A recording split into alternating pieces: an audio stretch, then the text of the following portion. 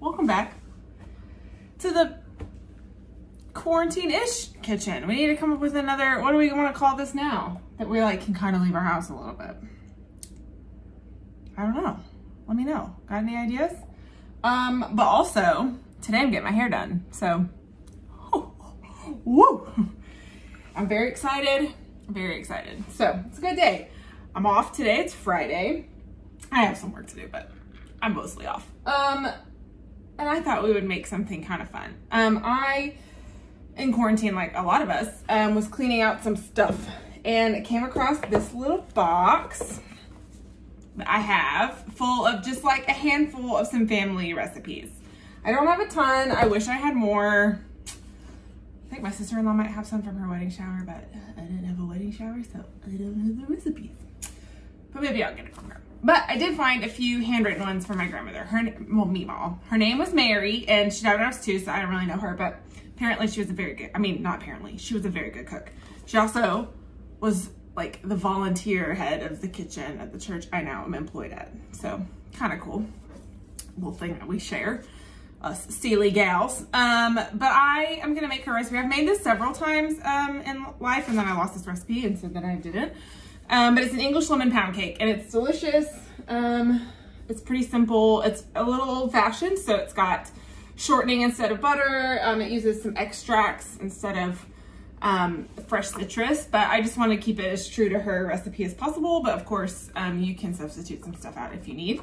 But it goes pretty quick. A pound cake was called that because you used to use a pound of the main ingredients, but I didn't weigh them. She uses cup measures on hers. So that's what we're gonna do. So it's really pretty simple. I've got a floured and greased bundt pan, stoneware, but use whatever you got because I have stone pans. We've gone over this. I've also got a nice latte. So, you know, all's right in the world. I've missed you guys. I took a little bit of time off because, you know, this was like a lot. I was running out of ideas and my kitchen was messy all the time and I was gaining a lot of weight. What way to bring back the quarantine kitchen than a giant pound cake full of butter and shortening and stuff. So anyway, it's really pretty simple. We're gonna start with a cup of vegetable shortening. You could substitute butter for this. But honestly, I have shortening from when we did, I don't know, something not too long ago. So let's use it. So we're gonna cream this. I'm gonna use the paddle attachment on this. Hello. Working, please. There it goes.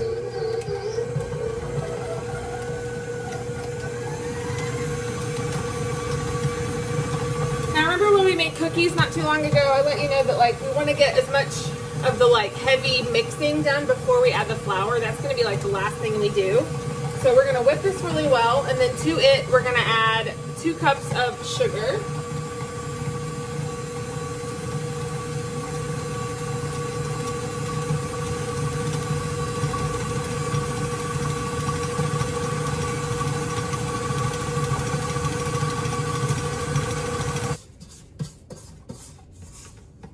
All right.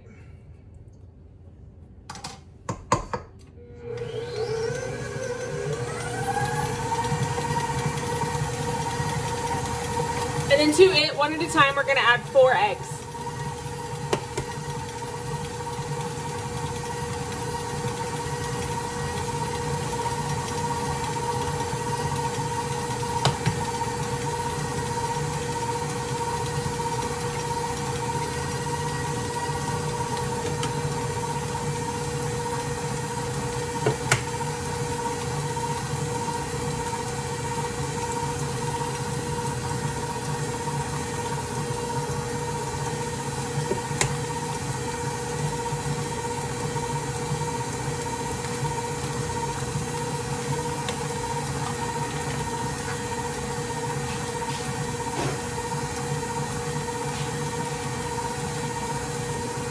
Same thing again, scrape down the sides.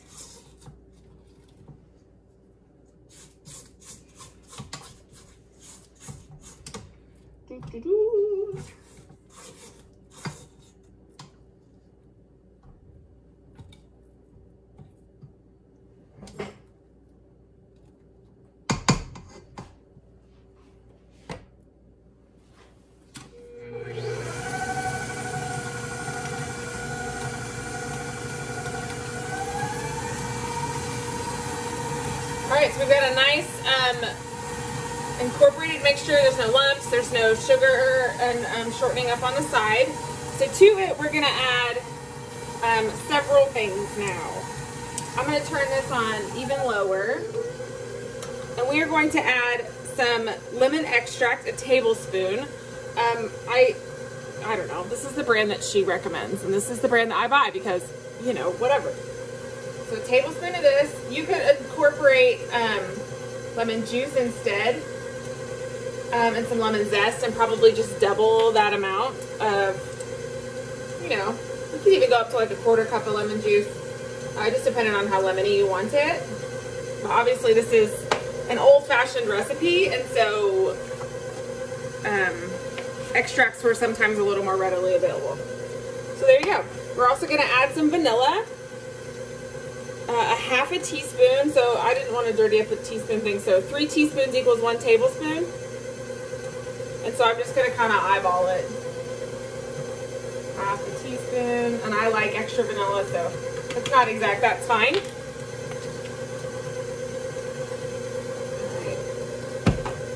And some butter flavoring.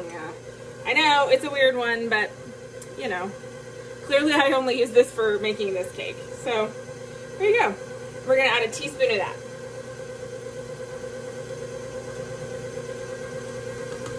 Now she has an optional step of some yellow food coloring if you really want it to be a vibrant yellow color. I try to avoid food coloring as much as possible, just because I don't always feel like it's super necessary, but don't tell her that.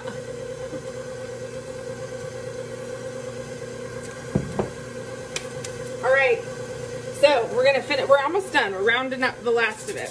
So we're gonna add a teaspoon, sorry, 1/2 teaspoon of salt. I'm just gonna eyeball it. Maybe a little more.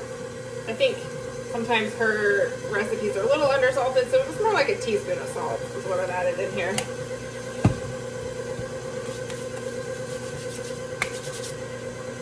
And what else we got? So she calls for a little bit of baking soda and vinegar, a teaspoon of each.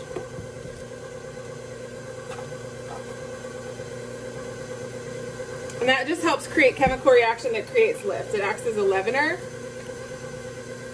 So we've got that, and we've got 3/4 cup of buttermilk. So I'm just gonna mix those together and then add them in. Right in we go. Easy does it.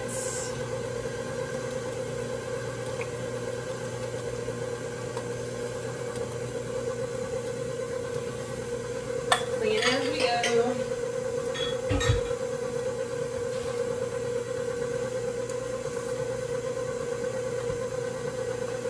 Alright, so then I'm going to spray on the sides a little bit more.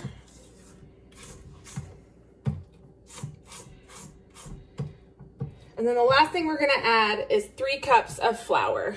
You can sift it or not, totally up to you. Depends on the texture that you're going for. I like a denser pound cake, so I'm not going to sift it. I'm going to add it about 1/2 at a time.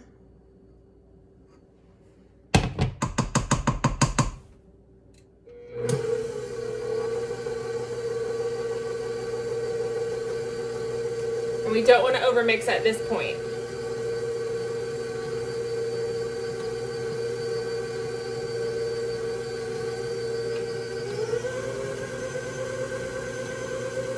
Okay, we're going to add the rest. Get in there, my friends.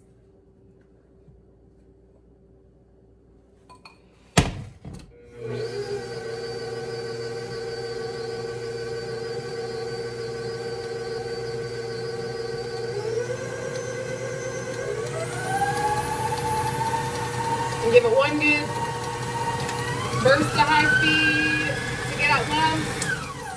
And that's it. We done. All right, we've got our prepared pan and our batter.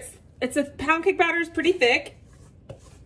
It's a dense. It takes a long time to cook. It's going to take an hour or more in the oven.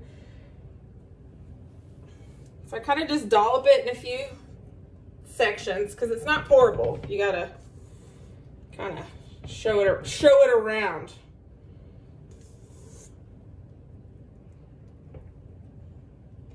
Now I've done this cake before many times, and sometimes I'll throw in like fresh fruit, strawberries or blueberries or blackberries in there. It's kind of nice. You could do nuts, you could, whatever you like. But we're just doing just a good old plain one.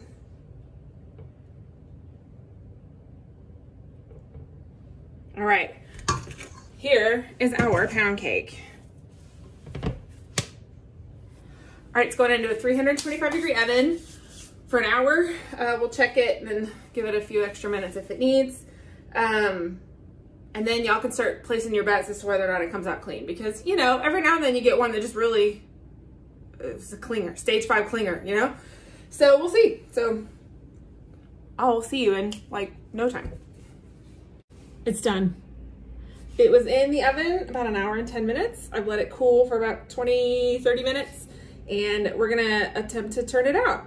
The best thing to do with bundt pans like this is to let it cool, because as it cools, it contracts and it pulls away from the side. So you wanna let it cool a little bit before you turn it out. So I usually take a small knife and just run it kind of right around the, can you see what I'm doing? Right around the edges here. Just to kind of, I don't want to puncture the cake, but I do want to kind of help it out a little bit. It's either going to go really well or not well. So, you know, it's part of the adventure. Lid on, flip like you mean it.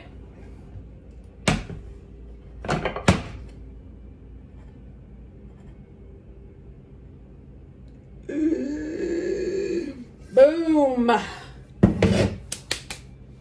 a little flour here, but that's all right. I'm just gonna brush it with some powdered sugar. You could do a nice glaze. You could do, you know, whatever you feel.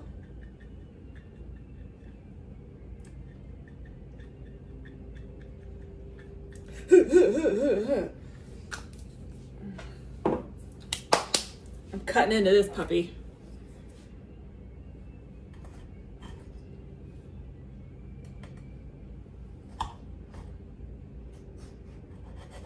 Oh, it crumbled a little.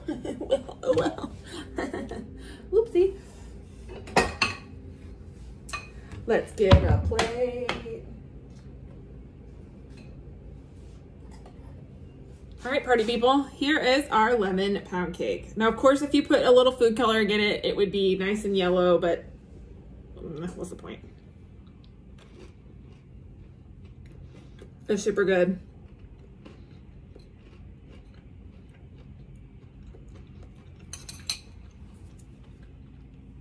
It's delicious.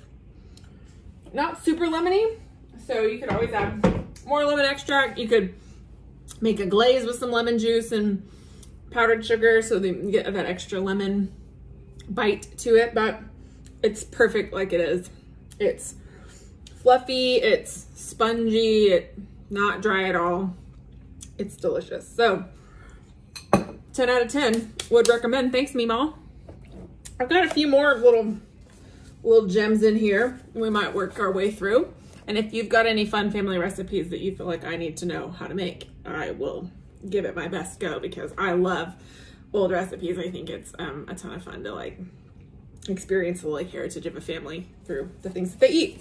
So maybe next time we'll do my great aunt Katie. I'm named after her. It's her lemon chess pie. I think maybe we'll do that one here coming up pretty soon. We love a lemon. We love a lemon in the Seeley family. So anyway, that's all I got. So love you guys. See you again soon, and I will catch you later. Bye.